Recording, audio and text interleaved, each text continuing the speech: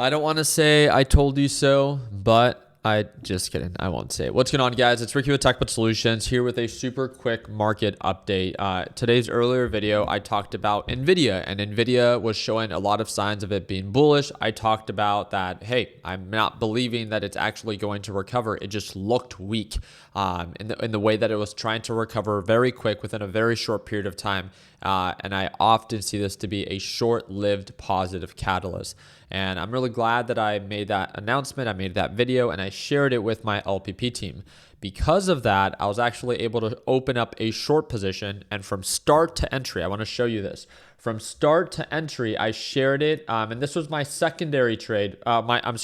This was an additional trade I took on Nvidia that led me to closing the day at $14,258.53. So just so you guys can see, I left myself with one lucky share, and that was a position to go long. I closed out my entire position except for that one lucky share.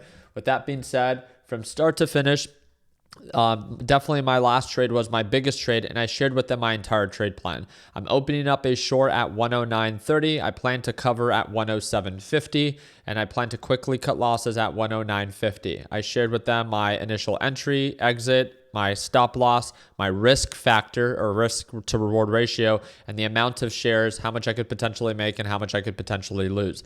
I used my risk to reward calculator for that. And remember, if you're part of LPP, we provide it for you for free.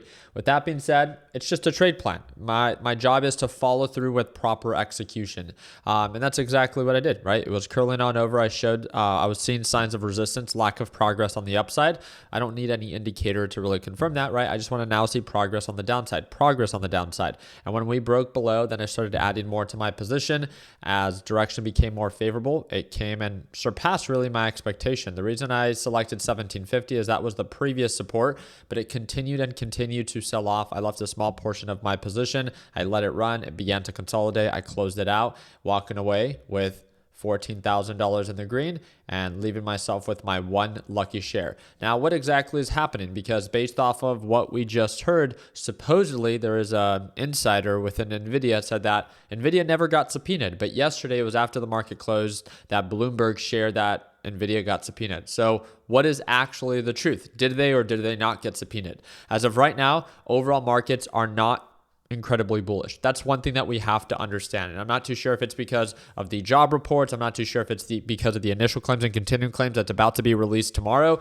But we're seeing a lot of selling pressure. We're seeing a lot of weakness in the market, a lot of fear in the market, right? If you're familiar with the VIX index, it's known as the volatility index, or when fear gets injected into the market is looking weak. With that being said, the market is more bullish than it is bearish overall long term. September historically has been a pretty bearish month overall. So again, what is next? This is why I closed out my position.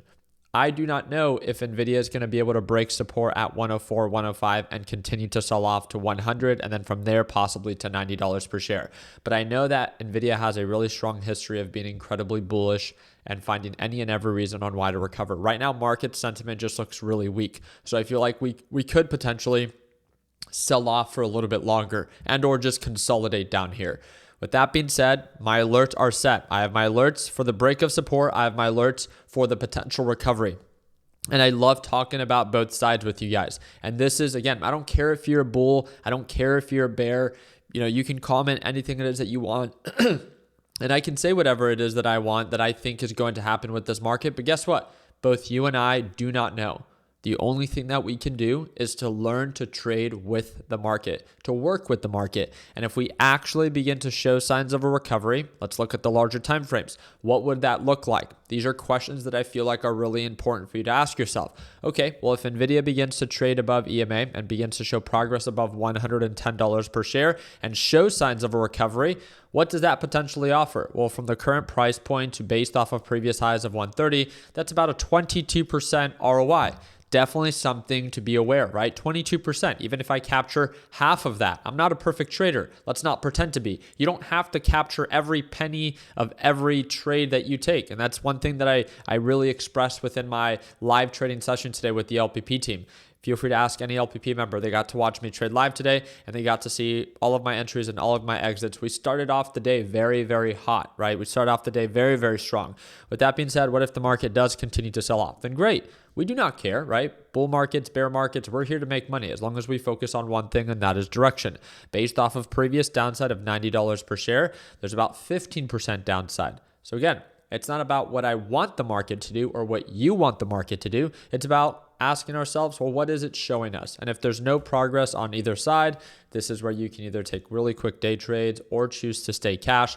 But again, the levels that I'm paying attention to, and let me make this very clear, for Nvidia is break below 104. That would open me up to want to short Nvidia, or an actual recovery above $110 per share. That is what I'm paying attention to. The break above, the break below, because if it breaks above, I would happily enter a long swing trade to make money as it recovers.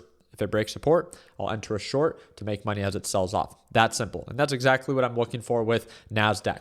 What are those support levels? What are those resistance levels? And where are we showing progress above or below? And that's what I think is most important. So if you have any questions, feel free to comment down below.